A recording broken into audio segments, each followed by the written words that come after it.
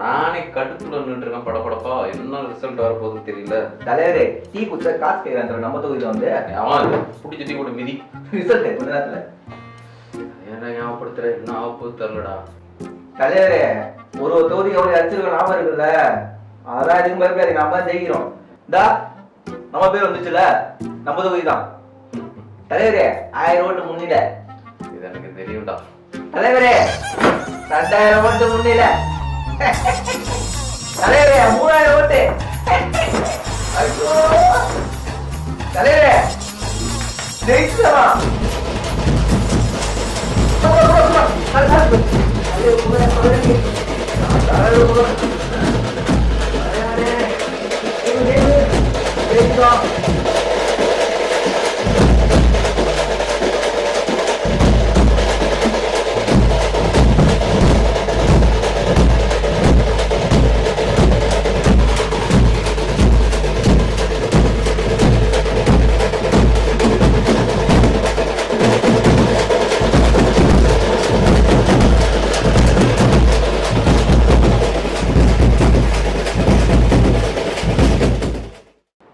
Petrol விலை ரூபாய் 100க்கு அதிகரிப்பு.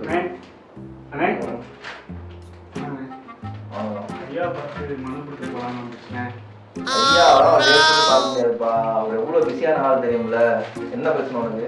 மகாலட்சுமி நகர் நடுத்தருல வந்து ரோடு ஒன்றும் சரியில்லை, அதை பார்த்து மனு கொடுத்து போல. மகாலட்சுமி நடுத்தரு நம்ம தொழிலே வருது.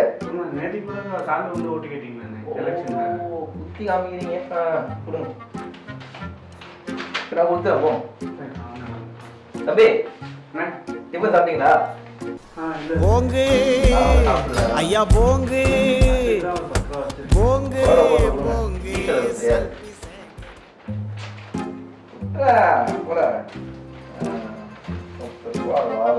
தலைவரே நிறைய மனு வந்திருக்கு. எங்கயா மொத்தமே 4 கூட்டணி தான். அதுல இந்த கூட்டணி அந்த கூட்டணியும் சேர்ந்துக்கிட்டு சரியான லொல்லு பண்ணிட்டாங்க. நான் எதிர்பார்த்த மாதிரி எந்த கூட்டணியும் சரியா செய்யல. கடைசியில சொல்லிவிட்டாங்க எலிமினேஷன் ரவுண்டே இல்லைன்ட்டாங்க. பாவம் அந்த சிவாங்கியும் புகழும். தலைவரே இரியா கூப்பிட்றேன். என்ன பிரச்சனை போயிட்டு நீங்க என்ன தலைவரை பேசிட்டு இருக்கீங்க? குக்கு கோமாளி பத்தி பேசிட்டு இருக்கேன். குக்கு இது கோமாளியா? 1.5 லட்சம் பேர் உங்களுக்கு ஓட்டு போட்டு எம்எல்ஏ ஆக்குனா அதெல்லாம் அவன் கோமாளியான்னு இருக்கா. நீங்க குக்கு இது கோமாளி பாத்துட்டு இருக்கீங்களா? சும்மா போட்டேன், காசு கொடுத்தேன்ல. முக்கியமான விஷயம் பேசிட்டு இருக்கேன். இனிமேல அப்படி வந்து நான் பொழந்துருவேன்டா. அது ஓகே. இந்த மனுல என்ன பண்றது? பின்னாடி அக்கா பஜ்ஜி போட்டுட்டு இருக்கு, போய் கொண்டு போய் கொடுப்போம். அப்படியா? எனக்கு பஜ்ஜி கொடுங்கக்கா. கிளம்பி அவசரமியாம்ல. வந்துட்டியாப்பா? நம்ம இடம் இருக்குல்ல தாத்தா சொத்து, அதுல ஃபேக்டரி கட்டுறோம்னா பிரச்சனை பண்றான் நம்ம ஒருத்தன். தொகுதி எம்எல்ஏ நானு. என் இடத்துல எவன் பண்ண போறான்? ஏதோ சின்ன பையன் மட்டும் விளாண்டுட்டு இருக்கிறான். 1008 வேலை இருக்குது. சும்மா நொய்னு இதை போட்டு பேசிக்கிட்டு அதெல்லாம் வேலை போ. என் பேரன் யாருன்னு அப்படின்னு சொல்லி பாரு, அதுக்கப்புறம் உனக்கு தெரியும். மீன் ஒன்று செஞ்சுட்டு சாயந்தரமா வர. ரொம்ப நாளாச்சு சாப்பிட்டு. கரெக்டா பாட்டி? யாரா நீ? நீ மட்டும்தான் கையெழுத்து இன்னும் போடல. கையெழுத்து போட்டா எனக்கு வேலை முடிஞ்சிடும். பாட்டி அந்த மீன் குழம்பு வாங்கிட்டு சொன்னாப்ல. எடுத்துருப்ப நாய்ங்களா? அவன் தாத்தா சொத்து கூரை போட வந்துட்டான். அதை கேட்க நாதி இல்ல. மீன் குழம்பா கேக்குது. இரு என் பேராண்டி எம்டி வரட்டும். இரு சார். யார் நீங்க? அண்ணன் தம்பி கான்ட்ராக்டர் ரவி. கான்ட்ராக்டர் சாருங்களா? ஆமா ஆமா. சரி. அண்ணனை பாத்தீங்களா? இல்லையே, என்ன பாக்கலையே. நம்ம அண்ணன் கண்ட்ராக்டர்ல பாக்கல? ஆமா பாக்கணும். இங்க ஒரு செங்கல் நோக்கமா கூட நம்ம அண்ணன் பண்ண முடியாது. சரிங்களா? வாங்க பாப்போம். சரி பாட்டி வரேன். பாட்டி வரேன். வராதீங்கடா, போய் தொலைங்கடா எங்கேயாவது.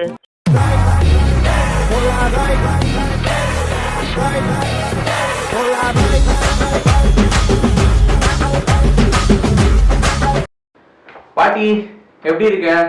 ஏன் எவ்வளவு அவசரமா வர சொன்ன? என்ன ஆச்சு உனக்கு? வந்துட்டியாப்பா? உன் தாத்தா சொத்தை ஏமாத்தி அங்க எவனோ ஃபேக்டரி கட்ட நிக்கிறான். இந்த எம்டி பயல்கிட்ட சொல்லி ஒரு பிரயோஜனமும் இல்ல. நீ என்னன்னு பாடுற பேராண்டி. ஏன் இப்படி பண்றாங்க? நீ கவலைப்படாத பாட்டி. நம்ம கஷ்டப்பட்டு சம்பாதிச்ச தாத்தாவோட சொத்து கண்டிப்பா நம்மளை விட்டு போகாது. நான் போய் என்னன்னு எம்டிட்ட பேசுறேன், என்னன்னு பாக்குறேன். கண்டிப்பா நம்மளை விட்டு போகாது. நான் பாத்துக்கிறேன். கவலைப்படாத சரியா? டேய் அந்த பிள்ளை அங்க வராதடா. இன்னும் 2 அடி இந்த பக்கம் வரும்டா. மொத்த ஃபேக்டரி ஏதாவது எடுத்து விட்டுறாத. டேய் யாரா நீங்களாம்? எங்க தாத்தா இடத்துல யாரா ஃபேக்டரி கட்டுறா? சார் எங்க இடம் சார், நாங்க பேமெண்ட்லாம் கரெக்டா கொடுத்து முடிச்சிருக்கு சார். பேமெண்ட் பண்ணியா? அடிங்க சார் எனக்கு தெரியாது சார். யார்கிட்ட கொடுத்த? Sir Anna Nagar door number 110 ஒருத்தர் இருக்காரு சார், அவர் தான் சார் எல்லாரும் முடிச்சு கொடுத்தாரு sir. Anna Nagar door number 110 யாருன்னு தெரியாது உனக்கு? சார் இல்ல சார் எனக்கு தெரியாது சார், மாஸ்க் போட்டுப்பா சார். வா வந்து அவன் யாருன்னு காமி வா.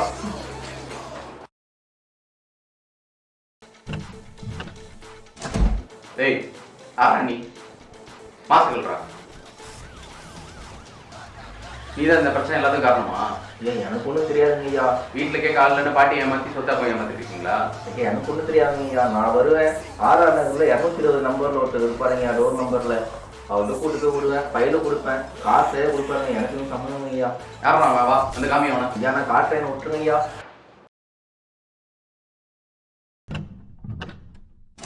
டேய் யாடா நீ? வீட்டுக்குள்ளே தான் இருக்கியா? காமிக்க மாட்டியா? திரும்ப என்ன எப்படி சௌக்கியமா? அட்டா பாவி எம்டி நீயா?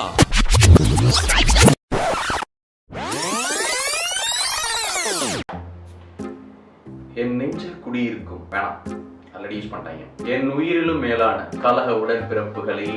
அண்ணே ஒரு கான்ட்ராக்டர் 500 கோடி வந்துக்காப்புல கூட்டு வந்துக்கிறேன். கூப்பிட்டோம். சார் வாங்க அண்ணே. இந்தாலாம் யார் நீ? என்ன பிரச்சனை பண்ணிட்டு இருக்கியா? யார் இடம் தெரியாம எங்க வந்து என்ன பண்ணிட்டு இருக்கிற நீ? அண்ணா இல்லண்ணே, உங்க இடம் தெரிஞ்சுன்னா அது பண்ணிருக்க மாட்டேனே. இதெல்லாம் பண்றதுக்குன்னு ஒருத்தர் இருக்கிறான். நேரா அண்ணா நகர் போ. சரி கடைசி வீடு டோர் நம்பர் 110. சரி உனக்கு என்ன வேணுமோ அவன் செஞ்சு கொடுப்பான். சரி ஓகே. தேவையில்லாம என் தொகுதியில வந்து பிரச்சனை பண்ணிட்டு இருக்காது. இல்லண்ணே உங்களுக்கு தெரிஞ்சு நான் பண்ணிருக்க மாட்டேனே. சார் சார் சார் 500 கோடி ப்ராஜெக்ட் கன்ஸ்ட்ரக்ஷனு அதிச்சுன்னா அடுத்த 5 வருஷத்துக்கு உட்காந்து சாப்பிடலாம். விட்டுட்டு இருக்கீங்க தலைவரே. என்னை நம்பி ஓட்டு போட்ட மக்கள் தாண்டா என் உயிர். இந்த காசெல்லாம் நம்ம பாட்டிடா. டேய் சண்டால பாவி, உன் தாத்தா சொத்தை நீயே களவாட பாத்தியா? பாட்டியாவது தாத்தாவது நான்லாம் பிறக்கும் போதே அரசியல்வாதிடா. ஓட்டுக்கு எவ்வளவு பணம் கொடுத்துருக்கேன் தெரியுமா?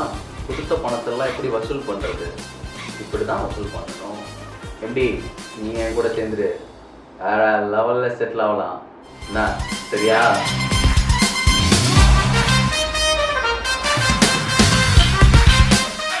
ஹாய் ஃப்ரெண்ட்ஸ், இந்த வீடியோல நம்ம பார்க்க போற கான்செப்ட்டுக்கு பேரு பாயிண்டர்ஸ்.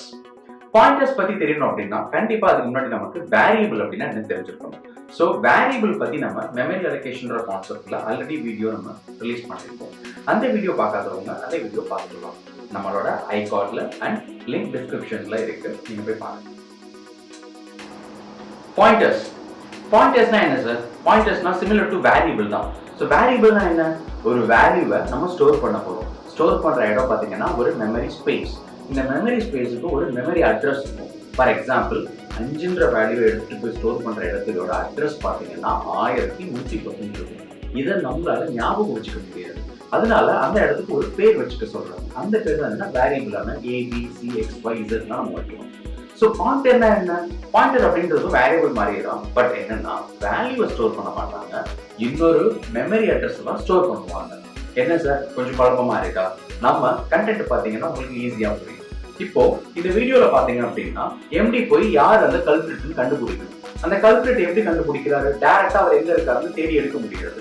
ஸோ பாத்தீங்க அப்படின்னா ஃபர்ஸ்ட் கான்ட்ராக்டரை வந்து போய் பார்த்தாரு. கான்ட்ராக்டர் என்ன பண்ணாரு? எனக்கு அவங்க எங்க இருக்காங்கன்னு தெரியாது, யாருன்னு தெரியாது, பட் அவங்களோட அட்ரஸ் மட்டும் தெரியும் அப்படின்னு சொன்னாரு. ஸோ டோர் நம்பர் 110 இருக்க தான் சார் நான் எல்லா வேலையும் பார்த்தேன் அப்படின்னு சொல்லிட்டாரு. ஸோ இந்த கான்ட்ராக்டர் ஒரு பாயிண்டர், இவர் யாரை பாயிண்ட் அவுட் பண்றாரு? Door number 110 address point out பண்றாரு. இப்போ இந்த பாயிண்டரை யூஸ் பண்ணி நம்ம எங்க போறோம் அப்படின்னா 110 டோர் நம்பருக்கு போறோம். அங்க போனா அங்க யார் இருக்கா அப்படின்னா அங்க போயினா சர்ப்ரைஸா நமக்கு வெட்டி இருக்காது. ஸோ வெட்டி அப்படின்னா வெட்டி கிட்ட யார் கேட்கிறோம்? யாரு ஒண்ணு இந்த மாதிரி ஏமாத்தினா, யாரை யூஸ் பண்ணி எங்களால ஏமாத்துறீங்க அப்படின்னு கேட்கும்போது அவருக்கு சொல்றாரு, எனக்கு யாருன்னு தெரியாது சார், இருட்டா இருக்கும், பட் அவர் இருக்கிற டோர் நம்பர் எனக்கு தெரியும். இவர் இன்னொருத்தரா பாயிண்ட் அவுட் பண்றாரு. ஸோ இவர் என்ன ஸ்டோர் பண்ணிருக்காருன்னா இன்னொரு அட்ரஸ் ஸ்டோர் பண்ணிருக்காரு. அந்த அட்ரஸ் தான் என்னன்னா 220. ஸோ இப்போ 220 அப்படின்ற டோர் நம்பருக்கு போய் பார்க்கும்போது தான் தெரியுது இவங்க யார் இருந்தாருன்னா எம்டி இருக்காரு. ஸோ இதுக்கு தான் பேர் தான் என்ன? Concept pointer. பாயிண்டர் அப்படின்றது டைரக்டா ஒரு வேல்யூவை ஸ்டோர் பண்ணாம ஆல்ரெடி ஸ்டோர் ஆயிருக்க ஒரு வேரியபிளோட அட்ரஸ் ஸ்டோர் பண்றது. ஃபார் எக்ஸாம்பிள், நீங்க ஒரு இடத்துக்கு போறீங்க அப்படின்னா நீங்க எங்க போகணும்? நீங்க இப்போ ஒரு கோவிலுக்கு போகணும். அந்த கோவிலுக்கு போறதுக்கு உங்களுக்கு கரெக்டான அட்ரஸ் தெரியாது. அப்போ வழியில போனீங்கன்னா என்ன சொல்லுவாங்க அப்படின்னா, ஒருத்தர் கிட்ட கேட்குறீங்க, அவர் தான் உங்களோட பாயிண்டர். அவர் என்ன சொல்றாரு? நேரா போயிட்டு லெஃப்ட் எடுங்க, அங்க ஒரு மண்டபம் இருக்கும், அதுல இருந்து ரைட் எடுங்க அப்படின்னு சொல்லுவாங்க. இவர் ஒரு பாயிண்டர். ஸோ இவர் சொன்னதை வச்சு நம்ம அங்க போயிட்டு அந்த மண்டபத்தை கேட்கிறோம். சார் அடுத்து எங்க போறது அப்படின்னு அவர் என்ன சொல்லுவாரு? அடுத்த அட்ரஸ் இப்படி போங்கன்னு சொல்லுவாரு. ஸோ இப்படி பாயிண்டர்ஸ் யூஸ் பண்ணாம தான் நம்ம ஒரு வேல்யூவை போய் கரெக்டா கண்டுபிடிக்க முடியும். அந்த மாதிரி தான் நமக்கு மெமரி அலோகேஷன்ஸ்ல வேரியபிளுக்கு அடுத்த லெவல்ல பாயிண்டர்ஸ் அப்படின்னு யூஸ் பண்ணுவாங்க. இப்போ ஒருத்தர் டைரக்டா அதை கொடுத்தாரு அப்படின்னா அது பேர் சிங்கிள் பாயிண்டர். இப்போ 2 பேர் மூலியமா போனுச்சு அப்படின்னா டபுள் பாயிண்டர்.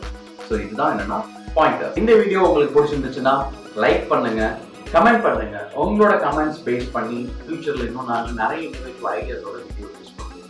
இது வரைக்கும் நிறைய வீடியோஸ் பப்ளிஷ் பண்ணியிருக்கோம் ப்ரோக்ராமிங் ரிலேட்டடாக. எல்லா வீடியோஸையும் பாருங்க, பார்த்து ஃபீட்பேக் கொடுங்க, உங்க ஃப்ரெண்ட்ஸுக்கு ஷேர் பண்ணுங்க. மறக்காம கண்டிப்பா சப்ஸ்கிரைப் பண்ணுங்க. சி ப்ரோக்ராமிங்கான பிளேலிஸ்ட் கூடிய விரைவில் உங்ககிட்ட வரப்போகுது. சி ப்ரோக்ராமிங் இனிமேல் யார் வேணாலும் கற்றுக்கலாம். அதுதான் எங்களோட சேனலோட பொறுப்பு. இந்த வழக்குல முழுக்க நீங்க தான் காரணம் சொல்றாங்களே, அது உண்மையா? போய் வீண் பழி. என்னுடைய அரசியல் வாழ்க்கையை அழிக்கிறதுக்காக எதிர்கட்சிக்காரங்க செய்யற சரி. மக்களே, தொண்டர்களே, என் உயிரிலும் மேலான காலக உடன் பிறப்புகளே, இதெல்லாம் நீங்க நம்பாதீங்க. அண்ணன் போயிட்டு உடனே வரேன். இதை நான் உண்மையை நிரூபிப்பேன். தம்பி, அண்ணா வரைக்கும் நல்லா பாத்துக்க, சரியா? நீங்க எல்லாமே எப்படி கட்சி? கவலைப்படாது, சீக்கிரம் வந்துடும்.